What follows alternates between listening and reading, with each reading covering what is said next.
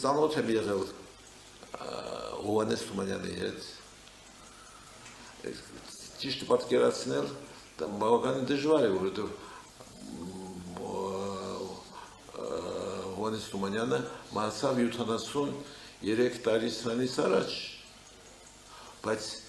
իրոք ես նա ինչ ճանաչում էր, միշտ ասում է, Վիկտոր պատմիր, ասում է, դու ինձ բանի մասին, Սիրիուսի մասին, և գրեց ոտանավոր Սիրիուսի մասին, չեք կարծացել, Հովհաննես Թումանյանը ունի մի ոտանավոր Սիրիուսի մասին, ինչ է, ես բացատրեցի, որ Սիրիուսը սովորական աստղ է, բայց որովհետև նա եղած ամենամոտ աստղերից մեկն է և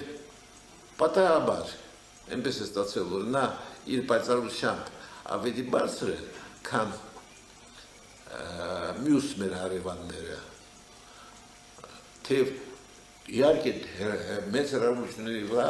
կան աստղերը, որոնք տասնյակ և հարյուրավոր անգամ ավելի կամ հազարավոր անգամ ավելի պայծառ են, քան Սիրիուսը, բայց այս մեր անմիջական շրջապատում ամենապայծառն է, հետևաբար, և որ մենք նայում ենք